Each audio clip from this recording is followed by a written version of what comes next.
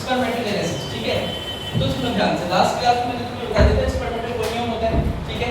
वो तीन फेजेस होते हैं। कौन कौन से फेजेस होते हैं? Multiplication phase, growth phase, maturation phase. कौन कौन से फेज?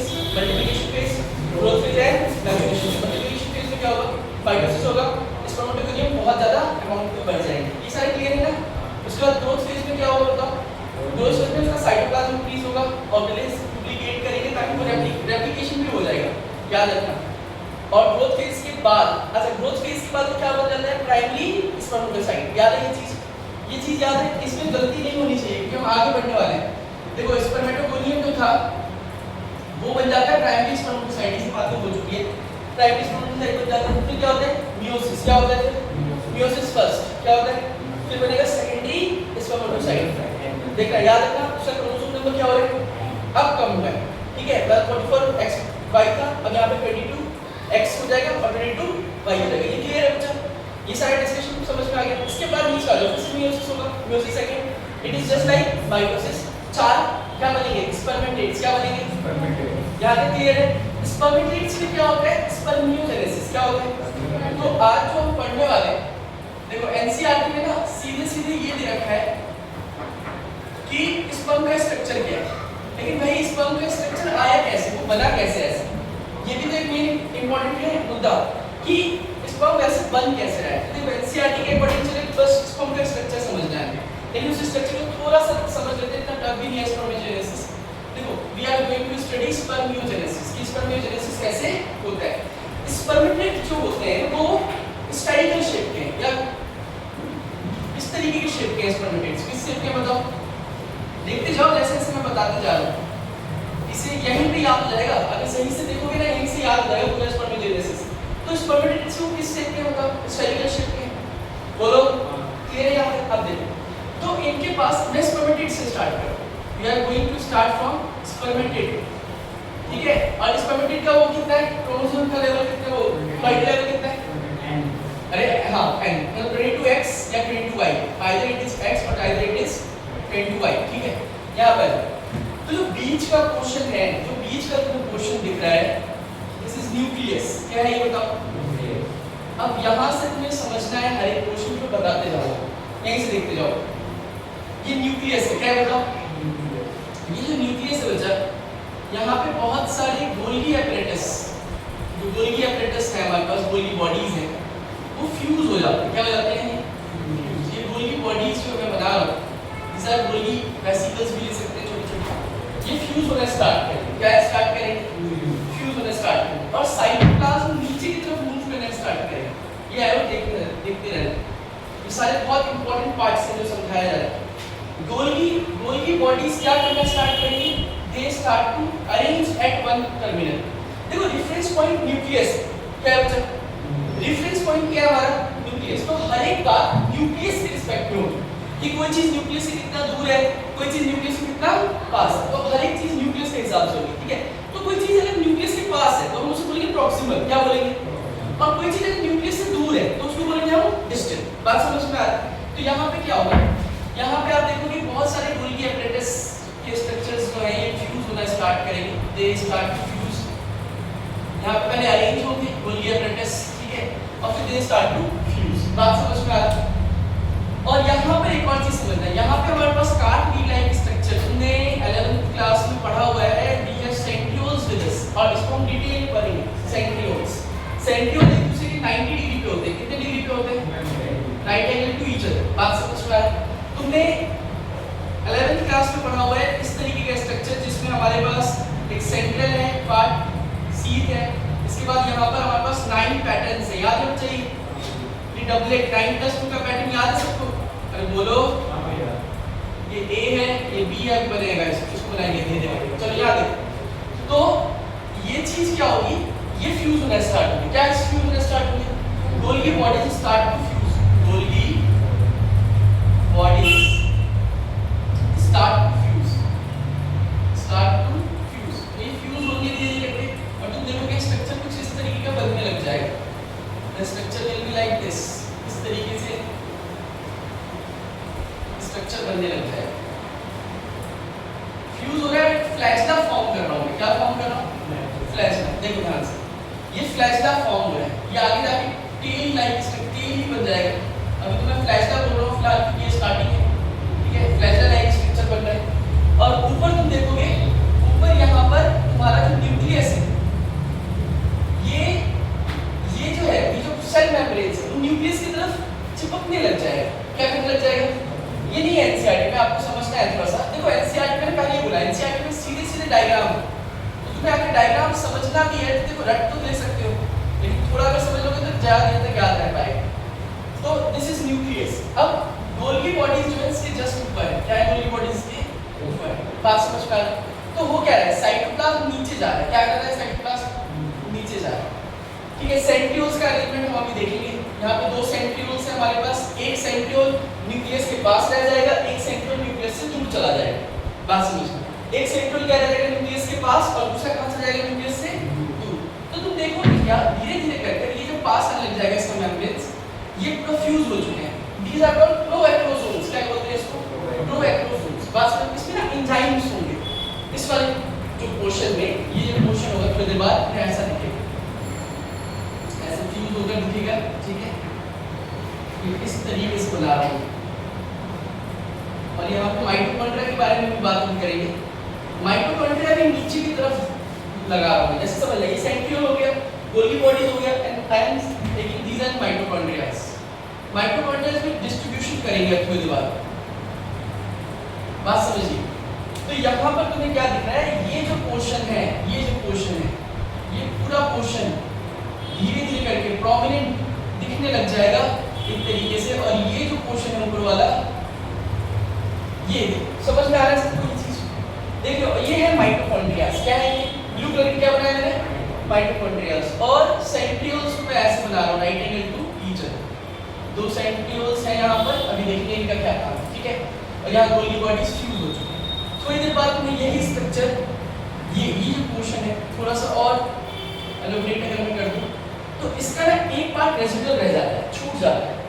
जैसे अगर हम इस चीज को देखें तो ये आप ऐसे समझिए, ये पूरा इस तरीके से बनेगा,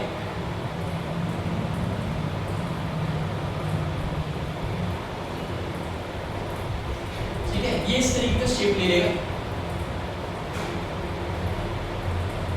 ठीक है। अब समझ लगा, ये पार्ट रेसिडुअल के छोटा हो जाएगा, जैसे यहाँ पे ऐसे समझो, ये जो अरेंज हो रहा होगा तो ये पार्ट पूरा का पूरा प्रोमिनेंट दिखेगा, ये धीरे-धीरे करके मर्ज होता जाएगा और ये शेप कुछ इस तरीके में आ जाएगा। समझो, वापस से समझते हैं।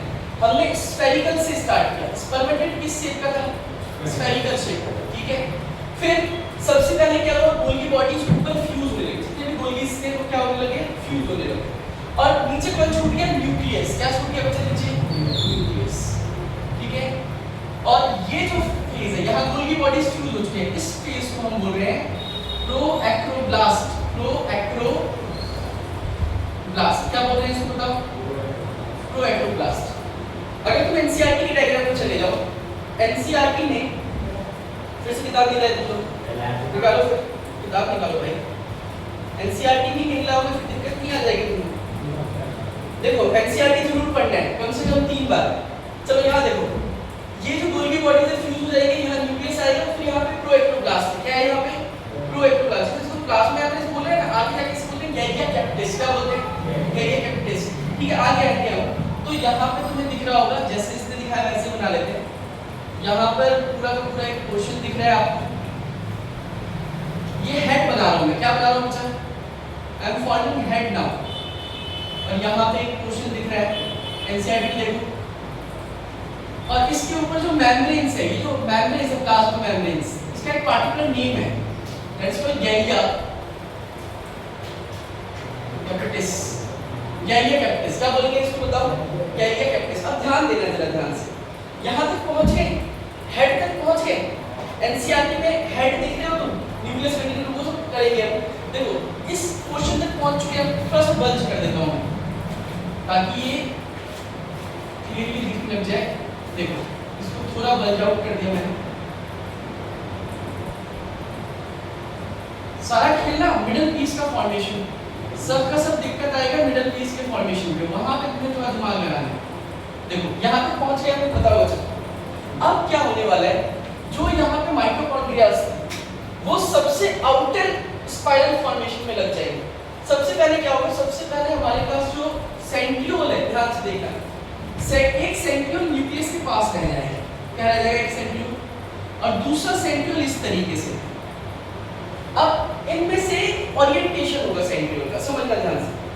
एक सेंट्रियोल इस तरीके से है और एक सेंट्रियोल इस तरीके से, तो जो न्यूक्लियस से दूर है वो इस तरीके से ओरिएंट होगा, रोटेट करेगा 90 डिग्री से। ये पहले तो क्या करेगा, रोटेट करेगा और फिर ये नीचे चला जाएगा, कहाँ चला जाएगा, थोड़ा दूर चला जाएगा। बात समझना, इस प्रोसेस को समझो। यहाँ तक क्लियर है बच्चा? माइटोकॉन्ड्रिया भी यहाँ दिखा देता हूँ मैं। माइटोकॉन्ड्रिया का भी एक spiral helical like structure form होगा, समझना। देखो एक सेंट्रियोल क्या होगा, वो नीचे की तरफ जा रहा है, ठीक है, कहाँ जा रहा है, नीचे की तरफ। First this centriole will rotate, it will rotate, वो घूमेगा पहले, वो इस तरीके से है, ठीक है, दोनों सेंट्रियोल इस तरीके से, एक सेंट्रियोल घूमेगा and then it will go far away from the nucleus, जो दूर जा रहा है। तो रेफरेंस पॉइंट हमने किसको मान रखा है, this is the reference point, this is the reference point, यहां से हम सबको देख रहे हैं। तो एक सेंट्रियोल जो नीचे की तरफ जा रहा है उसको हमने क्या बोला, मैं यहां बताया था, समझना। इस सेंट्रियोल को तुम देखोगे इस तरीके से जाए, अगर हम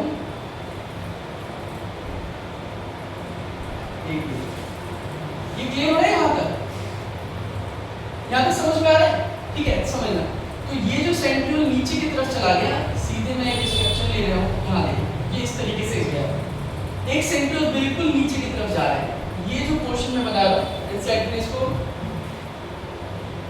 यहाँ, ये बीच में एक पोर्शन आएगा नेक, क्या आएगा बीच में एक पोर्शन, नेक, इसको हम छोड़ देंगे, थोड़ी देखिए। फिर आएगा आपके पास पोर्शन, ये जो बन रहा है ये बहुत important portion, this is middle piece, this is what, middle piece, ध्यान से देखते जाना, मिडिल पीस, ये मिडिल पीस। तो बताओ हेड का ये पोर्शन समझ में आया, बोलो बच्चा। यहाँ कुछ एंजाइम्स हैं, इसमें कुछ एंजाइम्स हैं, स्पर्म लाइसिन्स, और एक स्पेशल एंजाइम जो कि कोरोना रेडिएटर को डिसॉल्व करता है। आगे बताऊंगा कोरोना रेडिएटर क्या करता है, हाइलोएल्डोडेज। ये बहुत इंपॉर्टेंट एंजाइम है for dissolving the cement material in chromosome, cemented material in corona radiator. जो फीमेल का आपके पास सेकेंडरी oocyte है, अभी आएंगे हम सेकेंडरी oocyte पर, वो ना घेर एक बहुत सारे सेल्स उसको घेर के रखते हैं, बात समझ में आ रहा है, और वो उसको पेनिट्रेट करने के लिए एक मटेरियल को डिसॉल्व करना पड़ता है, बात समझ में आ रहा है, और वो एंजाइम है जो ये आगे डिसॉल्व करेगा। तो स्पर्म के पास वो एंजाइम है जो कोरोना रेडिएटर को डिसॉल्व करता है और अंदर आने देता है, बात समझ में आ रहा है। तो ये चीज इंपॉर्टेंट है, ये हमें चाहिए, बात समझ में आ रही है यहाँ पर। ये क्या है बताओ, ये है न्यूक्लियस, क्या बचा हमारे पास, ये न्यूक्लियस, ठीक है। अब देखिए ध्यान से, अब यहाँ से सारा खेल स्टार्ट हो रहा है। हमारे पास जो नेक पे रह जाएगा, एक सेंट्रियोल यहाँ रह जाएगा नेक के पास, और एक चले जाएगा नीचे की तरफ। तो सेंट्रियोल का स्ट्रक्चर देखो कि यहीं से सारा लेट हुआ है, यार इतना सोएगा फिर छूट जाएगा टॉपिक, चलो सो भाई बात मत देखो यार, ये बंद कर देंगे,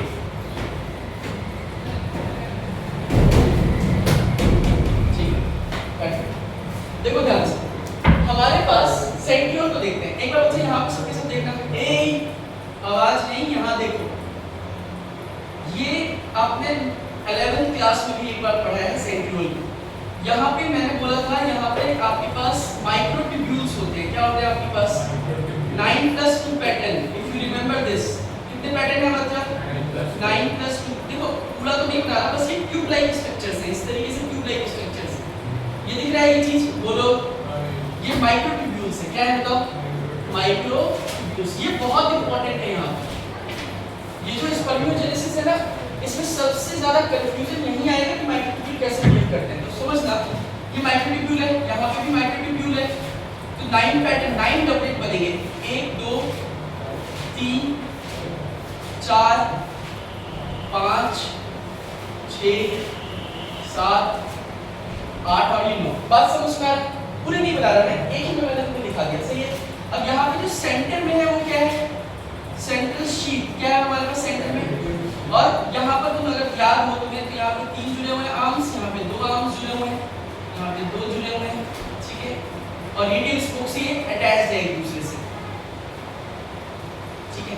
अब सुनो मैं क्या समझाना चाह रहा हूं, यहां देखो अच्छा ये कौन सा पैटर्न है हमारे पास, सेंट्रियोल का, इसका पैटर्न है सेंट्रियोल को थोड़ी देर के लिए समझो, मैं ऐसे दिखा रहा हूं, ये जो नजदीक बना है और आपको इमेजिन करना है ये ट्यूब्स है, कैंस के अंदर ट्यूब्स है, समझना ध्यान से।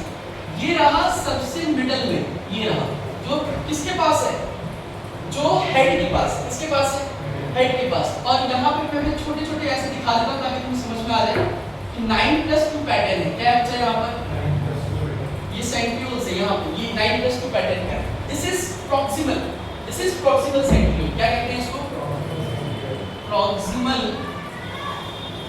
सेंट्रियोल, क्या बोलेंगे इसको बताओ, प्रॉक्सिमल सेंट्रियोल। और नीचे की तरफ ध्यान देना, नीचे की तरफ बच्चा, नीचे की तरफ अगर हम जाएं तो हमारे पास थोड़ा और नीचे चले जाते हैं इस तरीके से,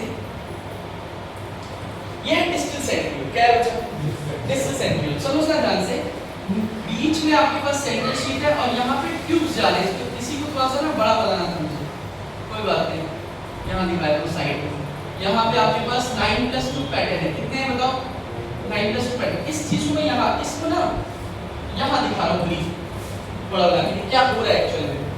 ये जो आपके पास सेंट्रियोल है, ध्यान देना, इसके पास जो यहाँ पे ट्यूब्स हैं, हर एक पोर्शन में ट्यूब है, बोलो यार, ठीक है। ये जो लाइंस है ये याद रखना, माइक्रोट्यूब्यूल्स जो मैं बना रहा हूँ, ये माइक्रोट्यूब्यूल अरेंजमेंट इस तरीके से नीचे की तरफ, जैसे फ्लैश सीढ़ियां बनता है ना, उसी तरीके से समझो, यहाँ पर मिडल, इस मिडल पोर्शन पे ट्यूब्स आएंगे। अब इतना एलोकेटिंग डायग्राम तो बना ही सकता है यहाँ पर, फिर भी समझाने के लिए, ये माइक्रोट्यूब्यूल्स है, क्या है बताओ, ट्यूबुलिन प्रोटीन से बने हुए हैं ये सारे के सारे स्ट्रक्चर। ये बिल्कुल वैसा स्ट्रक्चर है, समझना ध्यान से, ये बिल्कुल वैसा स्ट्रक्चर है जैसे सीलिया है, सीलिया में मैंने बताया था, यहाँ पे इमेजिन करो बहुत सारे रॉड्स आ रहे हैं, doublet doublet doublet doublet doublet, कर पा रहे हो इमेजिन, एक गोल सा स्फेरिकल, इमेजिन करो यहाँ पे बहुत सारे रॉड्स आ रहे हैं, यहाँ रॉड जा रहा है, यहाँ रॉड जा रहा है, तो मिडिल पीस जो है, जो बीच का पोर्शन है मिडिल पीस, उसमें सबसे इंपॉर्टेंट है एक पार्ट दैट इज कॉल्ड एक्सोनेमा। ये जो मैं बना रहा हूँ ना, ये जो मैं बना रहा हूँ इसे कहते हैं एक्सोनेमा, क्या कहते हैं, एक्सोनेमा। याद रखना इसका पोर्शन कितना है, कितने हैं इसके पास पैटर्न, देखो ये जो बन रहा है दिस इज कॉल्ड एक्सोनेमा। यहाँ पे बना, बोलो बन गया एक्सोनेमा। अच्छा अगर मैं तुमसे पूछूं कि यहाँ पे क्या पैटर्न है, यहाँ पे है 9+2, कितना है पैटर्न यहाँ पर 9+2, और एक्सोनेमा यहाँ पे, यहाँ से अगर थोड़ा सा हम आगे जाए, ठीक है, इस तरीके से, तो देखो एक्चुअली में टेल के दो पोर्शन होते हैं, एक्चुअली में टेल के कितने पोर्शंस होते हैं, दो, इस तरफ मोड़ देता हूँ, एक होता है प्रिंसिपल पीस और एक होता है एंड पीस। क्या होता है बच्चा, प्रिंसिपल पीस और एंड पीस। प्रिंसिपल पीस होता है वो मिडिल पीस के बहुत करीब होता है, देखो ध्यान से मैं क्या समझाने की कोशिश कर रहा हूँ। एक्सोनेमा देखो सबने, अब ये जो एक्सोनेमा है इसको भी कुछ फाइबर्स कुछ फाइबर्स ट्यूब लाइक फाइबर्स इसको भी घेरेंगे, बात समझ में आ रही है। इस एक्सोनेमा को, इसको दूसरे कलर से दिखा रहा हूं ताकि कंफ्यूजन ना हो। इन एक्सोनेमा को घेरने वाले, फिर से यहां पर समझना, ये 9+2 है, क्या है ये बताओ, 9+2 है, इसको 9 फाइबर्स और घेर लेंगे, मतलब इसके आउटसाइड में 9 फाइबर्स और आ जाएंगे, 9 फाइबर्स स्ट्रक्चर, बात समझ में आ रही है। वो मैं इस तरीके से दिखा रहा हूं, ये काउंट नहीं करना है, बस समझना है कि 9 है, इसके अमाउंट्स कितने, रेड वाले के कितने अमाउंट है, 9 फाइबर्स, डेंस फाइबर्स, या outside in the central portion. Axoneme के बाहर 9 फाइबर्स है, कितने फाइबर्स है, ये क्लियर है यहाँ तक, एक बार रिकैप भी करेंगे पूरा, लेकिन फिलहाल के लिए यहाँ तक समझ में आ रहा है क्या क्या, ठीक है। तो होगा क्या, और उसके बाद स्टार्ट होगा सबसे इंपॉर्टेंट बात जो आप समझना है बच्चा आपको,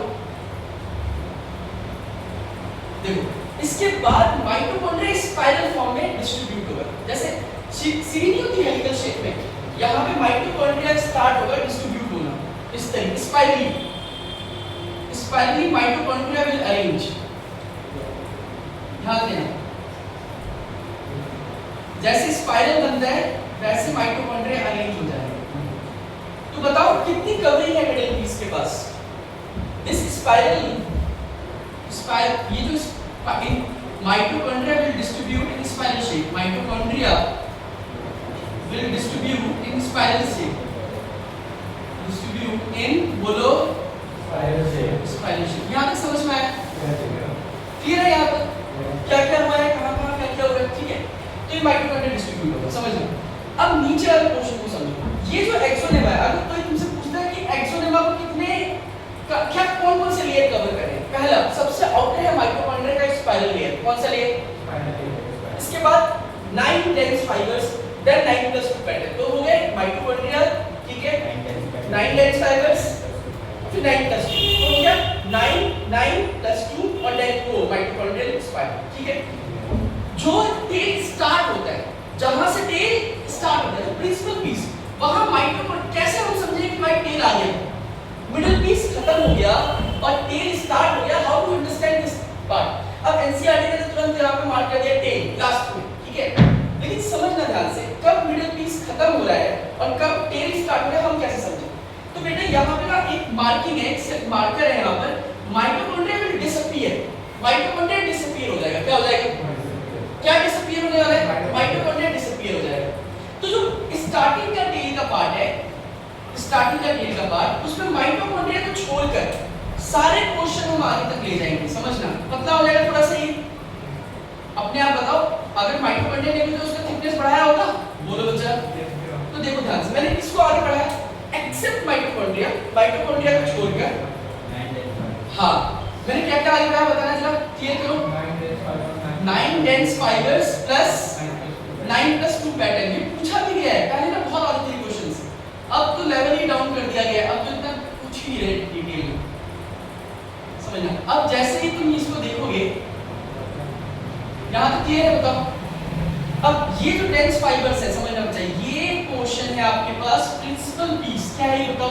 प्रिंसिपल पीस। पूरा नहीं बताने की जरूरत है, ठीक है? अब आपको पता है इसमें क्या कैरी हो रहा है? इसमें 9 माइक्रोट्यूब्यूल्स का पैटर्न 9 + 2 कैरी हो रहा है। और क्या है? अभी भी 9 + 2 का पैटर्न कैरी हो रहा है, इसके अंदर नहीं हो रहा है। बात समझना, कैरी फॉरवर्ड कर रहे हैं इसको, ठीक है? और लाल वाले डेंस फाइबर्स है। क्या है लाल वाले? Dense fibres. तो ये जो पोर्शन होता है, ये जो this portion is called principal piece. Principal piece of tail. Tail का ये प्रिंसिपल पीस होता है। क्या होता है टेल का? Principal piece. याद रखिए। उसके बाद देखो बच्चा, उसके बाद अब यहाँ पे थोड़ा समझो। अब ना थोड़ी देर बाद डेंस फाइबर्स जो है रेड वाले, वो कैरी फॉरवर्ड नहीं होंगे, बस कौन चलाएगा? 9 + 2 आगे बढ़ेगा। क्या बढ़ेगा? 9 + 2। समझ लो, ये जहां पे एंड होगा, अब समझो, जहां पर ये डेंस फाइबर्स रुक जाएंगे, वहां से एंड पीस स्टार्ट होगा टेल का। टेल के भी 2 पीसेस हैं, मैं ये समझाने की कोशिश कर रहा हूं। टेल के भी 2 हिस्से हैं, एक प्रिंसिपल पीस और दूसरा एंड पीस। तो ये जो पोर्शन है, अब देखो, अब जो आगे जा रहा है वो बस सेंट्रियोल का पोर्शन है। कौन सा पोर्शन है बच्चा? सेंट्रियोल। बात समझ में आ रही है? दिमाग में जा रही है मेरी बात? बोलो, यहाँ तक क्लियर है ये चीज? आगे कौन गया?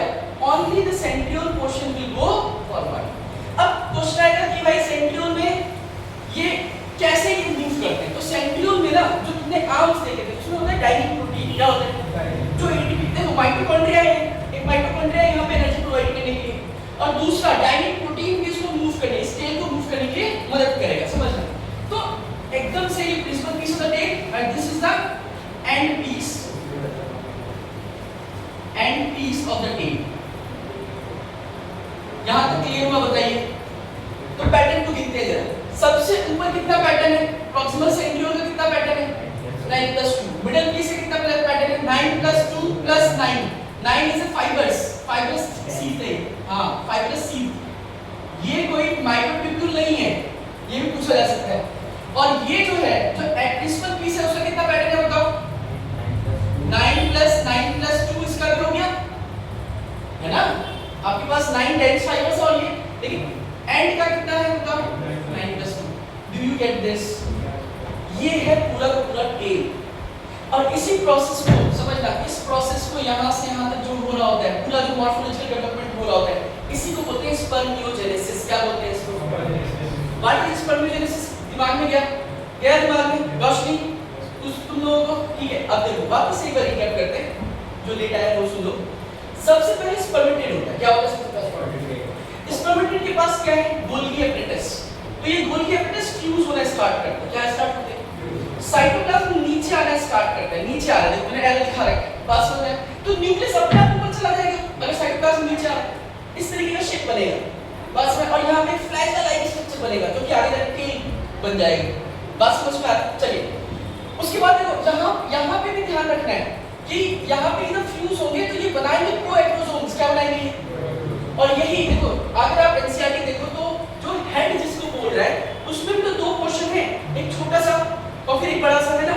तो प्रोएक्टोसोम्स की बात कर रहे हैं हम, ठीक है?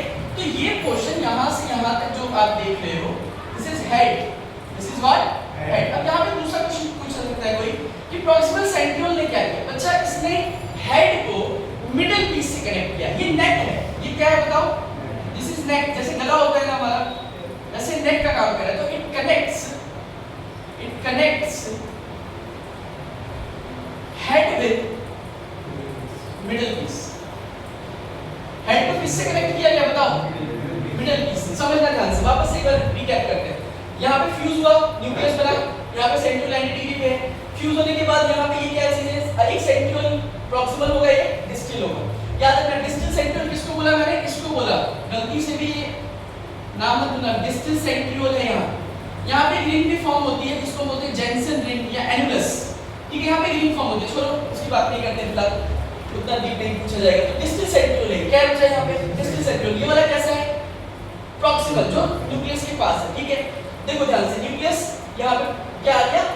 प्रोएक्टोसोम्स। इसके अंदर एंजाइम्स है, इसके अंदर क्या है? जो कि डिसॉल्व करेंगे, जो साइटोसाइट निकलेगा देखेंगे अब आगे, उसको डिसॉल्व करेंगे। तो दो एंजाइम्स याद रखना, स्पर्म लाइसिस और हाई एल्बुमिनेज एंजाइम। बात समझ में आ रहा है? फिर देखो ध्यान से, इसका जो प्लाज्माइलेसिस का एक स्पेशल नेम है गिलिया कैक्टस। क्या दिया आपने? गिलिया कैक्टस। उसके बाद ये चीज पोर्शन आएगा। फिर ये जो देखो ब्लू कलर का, this is mitochondria. These are what? Mitochondria. ये स्पाइरल फॉर्म में चले जाएंगे। किसमें चले जाएंगे बच्चा? और दिस स्पाइरल फॉर्म, ये जो स्पाइरल लेते हैं इसको नेबेकर्न बोलते हैं। नेबेकर्न। देखो ये सारी चीजें पहले पूछी जाती थी कि स्पाइरल फॉर्म के नाम क्या है, लेकिन स्पाइरल आ सकता है क्योंकि एनसीईआरटी ने ना स्पाइरल स्ट्रक्चर दिखा रखा है। यू सी माइटोकॉन्ड्रिया बता रखा है और with spiral structure. Go in the NCERT. NCERT में चीज दिखा रखा है कि देखो ना, बोलो तो एनसीईआरटी का पूरा डायग्राम। हां उसमें हाँ ठीक है, उसको देखना, उसमें ऐसे स्पाइरल जा रहे हैं, स्पाइरल शेप जा रहे हैं। तो पूछा जा सकता है कि जो स्पाइरल स्ट्रक्चर है ये क्या है? माइटोकॉन्ड्रिया है। क्या है स्पाइरल स्ट्रक्चर? माइटोकॉन्ड्रिया। अंदर क्या सारा का सारा मैं बता चुका हूं। Proximal centriole, nucleus, this is nucleus, ठीक है? This is 9 plus, this is 9 plus 2, this is 9 plus 9, 9 plus 2 plus 9 pattern. These are 9, फिर से 9 प्लस 2, ठीक है? माइटोकॉन्ड्रिया शीट के साथ विदाउट दिस देखो। मतलब टेल कब स्टार्ट हुआ? तेरा जहां पे वो माइटोकॉन्ड्रिया डिसअपीयर होने लग जाता है। That is the first part of tail, principal piece, ठीक है? एंड का नाम क्या था? इस एंड का ये प्रिंसिपल पीस। और इस देखो टेल के दो पार्ट है, एंड पीस है। एंड पीस में बस 9 प्लस 2 पैटर्न है, बस कौन गया? सेंट्रियोल गया। सेंट्रियोल के माइटोकॉन्ड्रिया गए। इस तरीके से पूरा टेल बना है। बात समझ में आ रही है? इसको पूरा एक्सटेंड करना है, मैंने पूरा नहीं किया। बताओ यहां तक क्लियर है? ये प्रोसेस समझ में आया? अब इसको उतारो जल्दी, फास्ट जल्दी उतारिए इसको और याद कीजिए साथ साथ। एनसीईआरटी को एक बार जरूर पढ़ना है। एनसीईआरटी में जितना भी है वो इंपॉर्टेंट होता है सारा।